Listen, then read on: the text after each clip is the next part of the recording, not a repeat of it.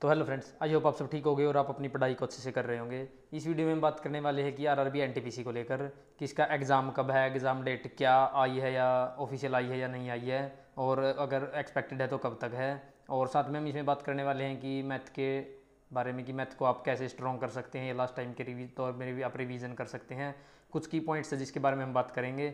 उससे पहले आप मेरे टेलीग्राम चैनल को ज्वाइन कर लीजिए। टेलीग्राम का लिंक इस वीडियो के डिस्क्रिप्शन में है। वहाँ पर मैं मैथ की सभी प्ले लिस्ट डाल दूँगा जिससे आप ये देख सके कि भाई लास्ट टाइम में आप कहाँ से रिवाइज कर सकते हैं। और प्रैक्टिस सेट का लिंक भी डाल दूंगा कि आप ये प्रैक्टिस सेट लगाएं तो आप मतलब अपने मार्क्स को और अच्छा इंक्रीज कर सकते हैं।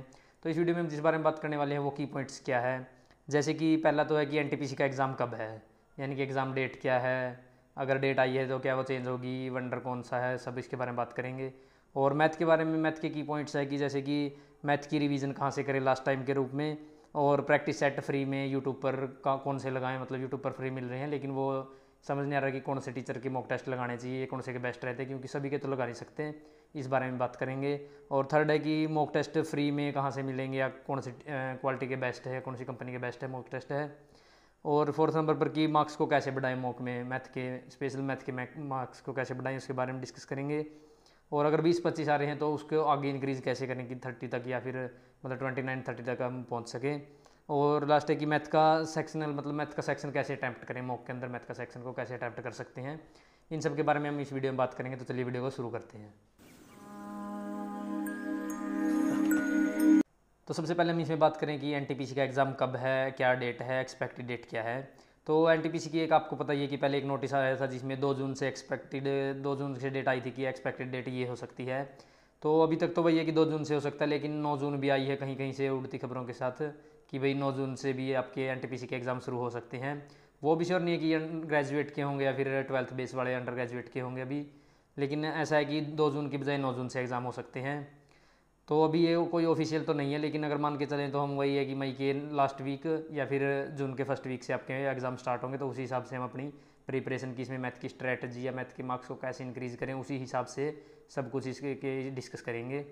और इससे पहले कि मैं ये स्टार्ट करूँ तो जीके की स्ट्रैटेजी वीडियो मैंने बनाई थी कि एनटीपीसी के लिए, वो आप देख सकते हैं इस वीडियो के डिस्क्रिप्शन में, उसका लिंक है जीके की स्ट्रैटेजी का एनटीपीसी के लिए। तो वहाँ से आप जीके की स्ट्रैटेजी भी देख सकते हैं, क्योंकि जीके की ज़्यादा ज़रूरत रहती है बच्चों को, क्योंकि जीके 40 मार्क्स की आती है तो लेकिन उसमें मतलब इतनी ज़्यादा बन नहीं पाते, क्योंकि क्या पता क्या आ जाए। तो उसके लिए भी मतलब अच्छे से बताया गया है, आपके लिए शायद फ़ायदेमंद हो सकता है। तो एक बार जरूर वो वीडियो देख लीजिएगा, वीडियो के डिस्क्रिप्शन में उसका लिंक है तो वहाँ से देख लीजिएगा। तो चलिए बात करते हैं कि मैथ के बारे में। सबसे पहले बात करें कि मैथ की रिवीजन लास्ट टाइम में कैसे करनी चाहिए, मतलब क्या कुछ करना चाहिए कि लास्ट टाइम में हम मैथ को रिवाइज कर सकें। तो उसके लिए हम क्या कर सकते हैं कि जैसे हम अपने मैथ के जो भी अपने नोट्स बनाए हैं, जिस बैच से टीचर से पढ़े हैं, उसके जो अपने नोट्स बनाए हैं फॉर्मूला वाइज, या फिर अपने क्वेश्चन कई क्वेश्चन नोट भी करते हैं। जैसे एक फार्मूला के कुछ क्वेश्चन कराते हैं टीचर तो वो नोट कर लेते हैं। तो आप वहाँ से एक बार उनको रिवाइज कर लीजिएगा, फार्मूला को, क्वेश्चंस को, सभी को चैप्टर वाइज। और फिर अगर हो सके तो एक बार चैप्टर मॉक मतलब चैप्टर वाइज मॉक लगा लीजिएगा, कहीं से भी आपको मिले, जैसे टेक्स्ट बुक पर होते हैं वहाँ से आप चैप्टर मॉक लगा सकते हैं। एक फार्मूला रिवाइज किया, उस चैप्टर का एक मॉक लगा लिया, उसमें कुछ ज़्यादा टाइम भी नहीं लगेगा आपको। और फिर ऐसे करके आप एक बार उसकी रिवीजन कर लीजिएगा, अपने जो नोट्स बनाए हैं उससे एक बार रिवाइज कर लीजिएगा। या फिर हो सके तो आप कोई, अगर आपके पास कोई बुक है तो वहाँ से आप प्रैक्टिस कर लीजिएगा कि मतलब चैप्टर वाइज उस बुक से कुछ कुछ क्वेश्चन कर लीजिएगा। अगर ज़्यादा भी नहीं कर पाएँ तो हर एक टाइप वाइज होते हैं जैसे बुक में, वहाँ से टाइप टू टाइप आप क्वेश्चन की प्रैक्टिस कर लीजिएगा। फिर नेक्स्ट पॉइंट की बात करें कि प्रैक्टिस सेट कहाँ से मिलेंगे मैथ के लिए फ्री ऑफ कॉस्ट यूट्यूब पर। तो यूट्यूब पर आपको बहुत सारे टीचर्स के मिल जाएंगे, जैसे गगन प्रताप सर के भी 10 मॉक टेस्ट आए थे, लगभग 1 महीने पहले से शुरू किए थे उन्होंने। तो वो भी आप लगा सकते हैं, उनको मैं भी अटैम्प्ट कर रहा हूँ। तो मतलब लेवल है, मतलब उनका लेवल है कि एनटीपीसी के लेवल के हैं। तो वहाँ से आप मैथ के लिए वो प्रैक्टिस सेट भी लगा सकते हैं। जैसे आप प्रैक्टिस सेट चलाते हैं तो मतलब उसको वीडियो को पहले पॉज कीजिए, फिर सेल्फ आप निकाल कर देखिए क्वेश्चंस को। फिर अगर ना निकले या फिर आपको कोई शॉर्ट ट्रिक पता करनी है, मतलब पहले अपने पास आप निकाल कर अपने खुद से, फिर उसके बाद टीचर की मतलब वो वीडियो को प्ले कीजिए, क्योंकि वहाँ से आपको शॉर्ट ट्रिक भी पता चल जाएगी और अपना मतलब निकालना भी आ जाएगी, हमको ये टॉपिक आता है या नहीं आता, वो क्लियर हो जाएगा।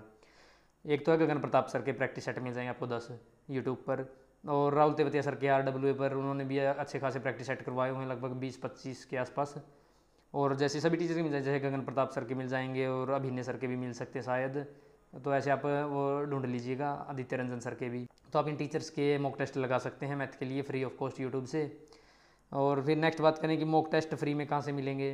तो मॉक टेस्ट फ्री में कई बहुत सारे मतलब कंपनी है कि जहाँ से आपको फ्री में मॉक टेस्ट प्रोवाइड करवा रही है, वो भी एनटीपीसी के लिए। जैसे कि शायद एग्जामपुर भी करवा रहा है, और रोजगार विद अंकित है, टेस्ट रैंकिंग है, और टेक्स्ट बुक पर भी लाइव टेस्ट चलते हैं। ओलिव बोर्ड हुआ, द पंडित हुआ, इन पर सभी पर लाइव टेस्ट चलते हैं। और साथ में इनके कुछ को तो फ्री में भी मॉक टेस्ट प्रोवाइड करवाए गए हैं, जैसे 25-30, या फिर कुछ में आप कुछ पैसों के साथ जैसे 99 रुपीज़ के साथ या कुछ भी आप वो लेकर आप अपने एनटीपीसी के मॉक टेस्ट को लगा सकते हैं। अगर आपको लगे कि आप लगभग 30 दिनों में वो मॉक टेस्ट लगा लेंगे तो आप ज़रूर बाय कर लीजिएगा उनको, वहाँ से आप मॉक टेस्ट लगा लीजिएगा, क्योंकि फ्री के भी ज़्यादा बने रहते हैं, क्योंकि अब सिलेबस तो कंप्लीट हो ही चुका है लगभग सभी का। तो अब तो बारी है कि मॉक टेस्ट किया हो सके तो दिन में 2 मॉक टेस्ट भी लगा लीजिए, और अच्छे से एनालिसिस करके फिर उनको एक बार रिवीजन कर लीजिए, जो उसमें आपका कमज़ोर रहता है, मतलब जो टॉपिक कमज़ोर रहता है उसको। तो नेक्स्ट बात करें कि हम फोर्थ पे कि मॉक में मार्क्स कैसे बढ़ाएं। मॉक में मार्क्स सिर्फ एक ही वजह से बढ़ सकते हैं, वो है कि रिवीजन। अगर आप जितनी ज़्यादा रिवीजन करेंगे तो उससे आपके मॉक्स में मार्क्स इंक्रीज़ होंगे। जैसे कि अगर आप मैथ को मान कर चलें कि हम मैथ में आप अगर एक बार मतलब फॉर्मूला रिवाइज कर लेंगे, फिर उसके चैप्टर टेस्ट लगा लेंगे, और फिर उसका सेक्शनल टेस्ट लगा लेंगे, फिर फुल मॉक टेस्ट लगाएंगे, तो आपके मार्क्स ऑब्वियस इंक्रीज़ होंगे। क्योंकि इसमें एनटीपीसी में टाइम का तो ज़्यादा वो है नहीं है, क्योंकि टाइम तो इसमें काफ़ी है, 1.5 घंटा टाइम है, तो लगभग आपके पास मतलब बहुत ज़्यादा टाइम है हो सकता है। क्योंकि अगर आपकी स्पीड अच्छी है, अगर आप या फिर आप मतलब पिछले से कोई तैयारी कर रहे हैं, जैसे CGL की कर रहे हैं या किसी भी एग्ज़ाम की तैयारी कर रहे हैं, तो उनकी बजाय आपकी तैयारी, आपके टाइम मैनेज तो इसमें बहुत ज़्यादा आसानी से हो जाएगा। क्योंकि उनमें 1-1 घंटा का टाइम रहता है, तो इसमें तो वही 1.5 घंटे का टाइम है, 90 मिनट का, और 100 क्वेश्चंस में तो टाइम तो आपके पास बहुत ज़्यादा है। तो आप अच्छे से इसकी मतलब प्रैक्टिस कर सकते हैं, और आप अपना टाइम भी बचा सकते हैं। और फिर उसके बाद हम बात करेंगे नेक्स्ट 20-25 आ रहे हैं, तो मतलब 20-25 आ रहे हैं तो उनको इंक्रीज़ कैसे करें, कि आगे तक कैसे बढ़ाएं मार्क्स को, 25 से प्लस तक और 30 तक कैसे ले जाएँ। तो उसके बारे में बात करेंगे, जैसे कि हम जब भी मॉक लगाना शुरू करते हैं, हमारे 18, 20, 25, 22 ऐसे तो आसानी से पहुंच जाते हैं, लेकिन बात वही होती है कि ज़्यादा इंपॉर्टेंट कि 25 प्लस कैसे जाएं हमारे, या 30 के आस मतलब 28, 29 ऐसे कैसे मार्क्स बढ़ें, क्योंकि उन्हीं तीनों में पूरी गेम घूमती रहती है। जैसे कि हम स्टार्ट से शुरू करते हैं, जब भी हम शुरू करते हैं तो उसमें हमारे कुछ क्वेश्चन मतलब ऐसे रह जाते हैं कोई टॉपिक की, हमें मतलब हम उसके कंसेप्ट को क्लियर नहीं कर पाते हैं, और जिससे हम मॉक में भी उसके क्वेश्चंस को गलत कर देते हैं, बहुत सारे क्वेश्चंस को, तो उसी वजह से हमारे नंबर कम रह जाते हैं। तो इसमें जो 20-25 वाले हैं वो क्या करें। एक तो ये आप ये ध्यान रखिएगा कि अगर आपके 20 से 25 तक मार्क्स, मतलब मान लो 25 तक मार्क्स आ रहे हैं, तो आप उनमें से कभी मतलब मार्क्स टूटने मत देना, क्योंकि आप जिस चैप्टर्स में आपके मार्क्स आ रहे हैं वो आपको बनाए रखने हैं, और साथ में आपको रिवीजन करते जाना है। जो टॉपिक आपके कमज़ोर हैं, जिसमें आपके बार बार मार्क्स कम हो रहे हैं, मतलब क्वेश्चंस गलत हो रहे हैं, तो वहाँ से आपको उनको बनाते रहना है क्वेश्चंस को। आप वो बुक से प्रैक्टिस कर लीजिए, या एक बार और, अभी टाइम है, क्यों अभी बहुत मतलब टाइम है, काफ़ी टाइम है, तो अभी एक बार उसके कंसेप्ट दोबारा से क्लियर कर लीजिए। वहाँ से आप अपनी मतलब इसको, जो टॉपिक आपके वीक है तो वहाँ से आप उनको स्ट्रॉन्ग कर सकते हैं। और साथ में बात करें कि जैसे कि मतलब 25 तक से बढ़ाना तो थोड़ा मुश्किल हो जाता है 25 से ऊपर करना, लेकिन सिर्फ वही है कि जो अगर 25 को आप मेंटेन रखते हैं तो आपके 28 से 29 तक आपके ईजिली बन जाएंगे। क्योंकि आप सिर्फ ज़्यादा उन टॉपिकों को प्रेफर कीजिए कि जो आपके बार बार गलत हो रहे हैं, क्योंकि अगर आप मॉक टेस्ट लगाएंगे, ज़्यादा से ज़्यादा मॉक टेस्ट लगाएंगे, तो उनमें आपके पिछले तो रिवाइज होते रहेंगे, लेकिन जो आपके वीक टॉपिक्स हैं उनको आप एक बार क्लास से कर लीजिएगा, यूट्यूब से किसी भी टीचर्स की क्लास लगा लीजिएगा जिससे आपने पढ़ा है, या फिर जिसके आपको अच्छे से समझ आ जाए, जिसका भी कंसेप्ट क्लियर हो जाए इस टॉपिक का, तो वहाँ से आप उसकी क्लास लगा लीजिएगा टीचर्स की। और फिर उसके बाद आप मॉक में जाइएगा कि उन क्वेश्चंस को अटैम्प्ट करके, या फिर उनकी एक बार बुक से प्रैक्टिस करके कुछ कुछ क्वेश्चंस की डेली वाइज। जैसे कि अगर आप मतलब 2 टॉपिक में मान लो आप कमज़ोर है, जैसे कि एडवांस के लगा लेंगे, मेंसुरेशन और ट्रिग्नोमेट्री में, तो वहाँ से आप अपने मतलब एक बार क्लास लगा लीजिए टीचर्स की, डेली एक एक करके क्लास लगा लीजिए, मतलब कि 5 से 6 क्लास तो लगभग होगी शायद इनकी, तो उनसे आप लगा लीजिए क्लास। फिर अगर आप डेली की एक क्लास लगाते हैं तो उस टाइप के क्वेश्चंस को आप बुक से सॉल्व कर लीजिए। जैसे कोई भी बुक ले सकते हैं आप, किरण पब्लिकेशन की होगी, या कोई भी प्रीवियस ईयर बुक है, या कुछ भी मतलब जिसमें आपको क्वेश्चंस मिल जाएँ, तो वहाँ से आप अपनी बुक की मदद से वहाँ पे आप उनको टाइप वाइज क्वेश्चंस को सोल्व कर सकते हैं। जो भी टीचर से आप मतलब टीचर से पढ़ते हैं आप, उस जो टाइप करवाता है, टाइप का टीचर है, मतलब वहाँ से आप करवाता है, तो वहाँ से आप अपने मैथ के उस टाइप को क्लियर कर सकते हैं उस टॉपिक के। जैसे ट्रिग्नोमेट्री की है, जैसे ट्रिग्नोमेट्री मान लीजिए कि जैसे साइन थीटा कोस थीटा, मतलब बेसिक है, बेसिक तो आपको पता ही होगा सबको, लेकिन उससे एक स्टेप एडवांस चलते हैं ना, तो तभी उसके मतलब आप साथ में मैं बुक के में से आप अपने क्वेश्चंस लगा लीजिएगा, वहाँ से आप अपने उस टॉपिक को भी और ज़्यादा स्ट्रॉन्ग कर सकते हैं। और नेक्स्ट बात करें कि मतलब उसकी मेंसुरेशन के बारे में। मेंसुरेशन की ज़्यादा बेस होते हैं फार्मूला, क्योंकि अभी तक मैंने भी जितने मॉक्स लगाए हैं, किसी भी ऐप पर मॉक लगाए हैं, तो सब में कुछ लगभग 1 या 2 क्वेश्चन ही आ रहे हैं बस, ट्रिग्नोमेट्री या मेंसुरेशन से ज़्यादा क्वेश्चन भी नहीं आ रहे हैं। तो इनमें वही है कि बेसिक, ये तो बेसिक ही पूछ रहे हैं, लेकिन और भी जितने भी मतलब एग्ज़ाम थे, जैसे RPF के थे, या मतलब और SSC के जो भी होते हैं, वो सब मतलब लगभग कह सकते हैं कि मेंसुरेशन तो बेसिक ही आता है, अगर कोई CGL या CHSL ऐसे इनको छोड़कर। लगभग बेसिक ही पूछे जाते हैं इनमें, तो इनमें ट्रिग्नोमेट्री और इसमें से बस इस पर डिपेंड होता है कि फार्मूला, जितना आप फार्मूला को मतलब रिवाइज करते रहेंगे उतना आप इसमें अच्छे से स्कोर कर पाएंगे। और नेक्स्ट बात करें कि मैथ का सेक्शन मॉक, मतलब सेक्शन मॉक का कैसे अटैम्प्ट करें, फुल मॉक में से मतलब मैथ के कैसे टाइम मैनेज करें उसमें, या कैसे आप अटैम्प्ट कर सकते हैं कि आप जो क्वेश्चन आपको आते हैं पहले वो करें, या लगातार कंटिन्यू करते रहें कि जैसे जैसे आपके क्वेश्चन निकलते जाएँ वैसे आप टिक करते जाएँ। इसके बारे में बात करें कि सबसे बेस्ट तरीका क्या है कि एक बार फर्स्ट जो अटैम्प्ट लेते हैं आप, जैसे कि आप मेरे हिसाब से तो आप पहले रीजनिंग लीजिएगा, क्योंकि मैं भी यही करता हूँ और ये काफ़ी अच्छा भी लगा है, क्योंकि टीचर्स भी बताते हैं तो काफ़ी इंप्रूवमेंट होती है इससे। आप पहले रीजनिंग अटैम्प्ट कीजिएगा, फिर उसके बाद आप मैथ अटैम्प्ट कीजिएगा एनटीपीसी के लिए, फिर जीके, क्योंकि आप पहले रीजनिंग अटैम्प्ट करेंगे क्योंकि आप उस रीजनिंग में आप ज़्यादा से ज़्यादा क्वेश्चन कर पाएंगे, तो उससे आपका थोड़ा और मोटिवेटिव होगा कि भाई हाँ अच्छे क्वेश्चन हो रहे हैं, ईजिली कर पा रहा हूँ। तो उसके बाद आप डायरेक्ट मैथ कीजिएगा, क्योंकि ये उसमें फॉर्मूला स्पीड बढ़ते बढ़ते वहाँ तक मैथ तक आपकी आसानी से स्पीड बन जाएगी, तो अच्छे से सोल्व हो जाएंगे। अब मैथ में कैसे अटैम्प्ट करने हैं, मैथ में आप जैसे स्टार्ट करते हैं कि फर्स्ट क्वेश्चन से, जैसे आप फर्स्ट क्वेश्चन आपने देखा कि या तो उसकी जो स्टेटमेंट है वो काफ़ी बड़ी है, एक बार अगर बड़ी स्टेटमेंट लगे तो उसको स्किप कर दीजिएगा, तुरंत ही बिना पढ़े ही नेक्स्ट पे चले जाइएगा। एक तरीका है कि अगर आप मतलब फर्स्ट से शुरू करते हैं, आप उसको निकालते हैं, अगर आपको 1 मिनट से ज़्यादा टाइम लगता है उस पर तो आप उसको छोड़ दीजिएगा। अगर आपको लगे कि 1 मिनट हो गया लेकिन मतलब आपका क्वेश्चन आंसर आने को वाला है तो उसको आप कर लीजिएगा, थोड़े और टाइम लगेगा तो इसकी कोई बात नहीं। अगर आपको लगे कि अभी तो मतलब कुछ सोल्यूशन नहीं मिला है एग्जैक्ट, तो आप उसको 1 मिनट तक हो जाए तो आप उसको स्किप कर दीजिएगा, नेक्स्ट के लिए भी मार्क फॉर रिव्यू कर दीजिएगा या फिर ऐसे स्किप कर दीजिएगा। एक ये तरीका है। और एक तरीका है कि आप लगातार करते जाइएगा, आप जितना टाइम लगे उस हिसाब से, वो आपकी स्पीड पर डिपेंड करता है कि आप लास्ट तक अपनी स्पीड को मेंटेन कर पाएंगे या नहीं, क्योंकि बहुत सारे बच्चों का इसमें टाइम भी मतलब ये टाइम भी कम रह जाता है कई बार, क्योंकि स्पीड बहुत स्लो होती है, क्योंकि वो प्रैक्टिस नहीं करके आते। लेकिन आपको ये नहीं करना, आपको पहले मॉक टेस्ट की प्रैक्टिस करनी है, फिर उसके बाद आपको अलग अलग मतलब अच्छे से अटैम्प्ट करना है। तो हम जैसे कि मतलब एक क्वेश्चन किया आपने, अगर वो नहीं आता तो आपने या स्टेटमेंट बढ़ी है तो उसको स्किप कर दिया, फिर सेकंड पे गए, ऐसे ऐसे करके आप जो आपको इजीली मतलब आसानी से निकल जाए पहले वो वाले करने हैं। क्योंकि इसमें टोटल 30 क्वेश्चन आते हैं, तो लगभग मान के चलें कि 23 से 26 तक तो क्वेश्चन आपके इजीली मतलब इतने मिलेंगे कि आपको कि आसानी से हो जाएँ। तो फिर बात रहती है कि 3-4 क्वेश्चंस की वो कैसे करने हैं, मतलब आप पहले रीजनिंग कीजिए, फिर उसके बाद मैथ और फिर जीके को अटैम्प्ट कीजिए। फिर जीके में अटैम्प्ट करने के बाद आपको बहुत ज़्यादा टाइम मिल जाएगा, क्योंकि जीके पे इतना ज़्यादा टाइम जाने वाला नहीं है, क्योंकि उसमें तो यही होता है कि जो आता है वही करते हैं, सिर्फ पहले बार तो यही करते हैं, बाद में सोचते हैं कि भाई क्या तुक्का लगाना है या 2 ऑप्शन को कैसे मतलब एलिमिनेट करना है। तो उसके बाद मतलब मैथ में ही होता है जो होता है, क्योंकि मैथ में फार्मूलाज वगैरह होते हैं, वो एकदम कैसे कैच नहीं कर पाता माइंड अपना उस सिचुएशंस पे, एग्जाम के प्रेशर की सिचुएशन पे।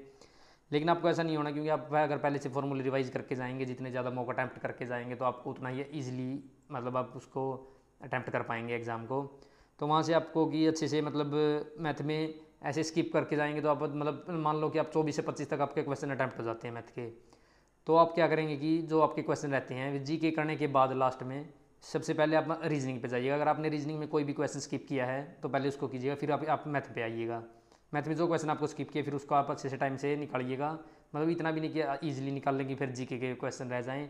मतलब आपको अच्छे से वो गेम बदलनी है कि वहाँ पे कि आप पहले जो आपने मान लो 100 क्वेश्चन है उसमें से मान लो आपने 65 या 70 क्वेश्चन कर दिए हैं, फिर उसके बाद रहते हैं आपके 30 क्वेश्चन, उसमें मान लो आप 3 से 4 आपके जीके के रहेगा, क्योंकि आपने फर्स्ट अटैम्प्ट किया, मतलब एक बार में जल्दी जल्दी जो निकल गई वो रख लिए और जो रह गए उन्हें छोड़ दिया। तो आपके जो वो 3 से 4 क्वेश्चन रह गए जीके के रीजनिंग के, उनको अटैम्प्ट कीजिएगा। फिर उनको अटैम्प्ट करेंगे आप तो वो लास्ट में जल्दी से निकल जाएंगे, क्योंकि लास्ट में थोड़ा माइंड भी एक्टिव हो जाता है थोड़ी देर बाद, तो वहाँ से आप जल्दी से उनको कैच भी कर पाएंगे। आप ये देख भी लीजिएगा, अभी मॉक में देख लीजिएगा कि आप एक बार उसको छोड़ के देखिएगा जो आपको थोड़ा टफ लगे, लेकिन बाद में उसको लास्ट में अटैम्प्ट कीजिएगा तो वो आपसे ईजिली निकल जाएगा, या फिर आपसे वो स्टार्टिंग में ना निकल रहा हो तो भी। फिर आप रीजनिंग के अटैम्प्ट कीजिए, वहाँ से आपके 3 से 4 क्वेश्चन मतलब रीजनिंग के 30 to 30 बन सकते हैं। फिर उसके बाद आप मैथ पे आइएगा, मैथ पे आप उन जो क्वेश्चन छोड़े हैं आपने उनके हिसाब से मतलब एक एक करके आप स्टार्टिंग से लेकर लास्ट तक आपके जितने भी क्वेश्चन रहे हैं उनको आप अच्छे से अटैम्प्ट करना। मतलब कि क्या तो उसमें आपको ज़्यादा टाइम भी लग जाए, लेकिन अगर टाइम भी लगे तो कोई बात नहीं, क्योंकि आपके पास टाइम बहुत है, लेकिन बस थोड़ी स्पीड से करना होता है। क्योंकि वहाँ से आप अगर मैथ की मतलब वो अटैम्प्ट करते हैं जो आपके रहते हैं, वहाँ से आप एकदम तो कैच नहीं कर पाते, लेकिन आपके पास सोचने के लिए थोड़ा टाइम मिल जाता है। जैसे कि आपके एक मिनट या 1.5 मिनट 2 मिनट आपको मिल जाएगी इजीली। अगर आपने 4 से 5 क्वेश्चन भी छोड़े हैं 25 के हिसाब से माने तो 5 क्वेश्चन, तो आपको 10 मिनट में आपके वो क्वेश्चन भी हो जाएंगे, ज़्यादा से ज़्यादा 10 मिनट में। आप मान लीजिए 10 मिनट में तो आपको करना ही है, क्योंकि अगर आप लगभग मान लो सारा रीजनिंग के भी स्टार्टिंग में छोड़कर क्वेश्चंस कुछ और बाद में आते हैं, तो लगभग मान लो 25 से 30 मिनट 25 मिनट में आप रीजनिंग को कर देते हैं, 20 से 25 मिनट में। और फिर आप कर देते हैं जीके के लिए आपको 20 मिनट्स या भी बहुत है, या 25 मिनट लगा लीजिए, बाकी आपका टाइम मैथ में ही जाने वाला सारा, क्योंकि आप मैथ को ईजिली कर सकते हैं और वहाँ से आप कोशिश कीजिए कि पूरे से पूरे अटैम्प्ट हो जाएँ। जैसे मैं भी ये मॉक टेस्ट में करता हूँ कि जैसे मेरे क्वेश्चन चले जाते हैं कई बार 93, 92, 94 तक भी चले जाते हैं अटैम्प्ट करते हुए, क्योंकि मैं उसमें टाइम काफ़ी सारा बच जाता है, क्योंकि मैं सीजीएल की तैयारी कर रहा था तो वहाँ से 1 घंटे के हिसाब से 100 क्वेश्चन और यहाँ 1.5 घंटे के हिसाब से 100 क्वेश्चन, तो टाइम बहुत ज़्यादा अच्छे से मतलब मैनेज है। तो यहाँ से मेरे भी क्वेश्चन ऐसे ही मतलब रह जाते हैं जो मैं एक बार छोड़ देता हूँ, उनको स्किप कर देता हूँ, जो कैलकुलेटिव लगे या थोड़े स्टेटमेंट बड़ी लगे या फिर थोड़े ऐसा लगे कि नहीं एक बार में नहीं होगा ये, तो उसको मैं स्किप कर देता हूँ। तो वहाँ से वापस आता हूँ तो मतलब इतने मेरे रह जाते हैं, 92 93 तक मैं पहुँच जाता हूँ ओवरऑल। तो मैं भी ऐसे ही करता हूँ कि मैं दोबारा से आकर उनको सॉल्व करता हूँ बाद में, और फिर वो अच्छे से सॉल्व हो जाते हैं, क्योंकि उसमें टाइम भी मैनेज हो जाता है, टाइम भी बच जाता है, या एक लास्ट के 1 मिनट बचे तो भी आपके पास मतलब उससे 1 मिनट को छोड़कर भी बहुत ज़्यादा टाइम बच जाता है कि आप मैथ को सॉल्व कर लें। तो इसमें यही था कि आप मतलब मैथ को कैसे सॉल्व कर सकते हैं। आप ये ट्रिक अपना के देखिएगा कि आप मतलब मॉक टेस्ट में लगाइएगा पहले ये ट्रिक, अगर आपको ये बेनिफिट लगे तो इसमें तो आप एग्जाम में ऑब्वियस इसको अपना लेंगे, क्योंकि अपने आप ही अगर आपको अच्छा लगेगा। लेकिन मैं तो ऐसे ही करता हूँ कि पहले रीजनिंग करता हूँ, फिर मैथ और फिर जीके, इससे टाइम भी मैनेज हो जाता है और क्वेश्चंस भी निकल जाते हैं और ना ज़्यादा हड़बड़ी महसूस होती है। क्योंकि फिर मैथ के करने के बाद भी आपके पास अगर कुछ समय बचता है तो आप जीके में ईजिली दे सकते हैं, और ऑब्वियस बचेगा समय तो वो आप अपना टाइम अपना उसमें दे दीजिएगा, जीके में दे दीजिएगा, वहाँ से आप जीके के भी सॉल्व कर पाएंगे, क्योंकि वहाँ पे एलिमिनेट करके और वो कर सकते हैं आप। तो इस वीडियो में इतना ही था, और जीके की स्ट्रेटजी वीडियो का लिंक डिस्क्रिप्शन में है और टेलीग्राम का लिंक भी डिस्क्रिप्शन में है इस वीडियो के, तो वहाँ से आप टेलीग्राम ज्वाइन कर लीजिएगा, जीके स्ट्रेटजी भी देख लीजिएगा। तो नेक्स्ट वीडियो में बात करेंगे कि हम रीजनिंग के लिए, रीजनिंग वैसे तैयार भी है सबकी, लेकिन हम फिर भी थोड़ा बहुत डिस्कस करेंगे कि रीजनिंग को और कैसे अच्छा कर सकते हैं, जो 1-2 क्वेश्चन रह जाते हैं और उनकी प्लेलिस्ट वगैरह वो सब टेलीग्राम पर आपको मिल जाएगी। तो सब टेलीग्राम ज्वाइन कर लीजिए, वीडियो देख लीजिए, वीडियो पसंद आई तो लाइक कीजिएगा, चैनल को सब्सक्राइब कीजिएगा।